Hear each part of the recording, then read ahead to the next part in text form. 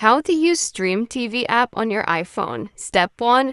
Go to your App Store on your iPhone and then search for StrymTV.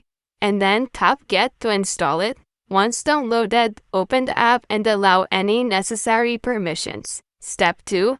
StrymTV is a player, so you need a playlist to use it. Tap the plus icon on the top left and then paste in the playlist URL that you want to watch. And then give it a name and save it. Step 3. Once the playlist loads, tap any channel from the list to start streaming. If playback does not start, double-check that the link you use is valid and working. Step 4. You can now enable subtitles, adjust playback speed, or cast the stream to bigger screen if supported, and that's it.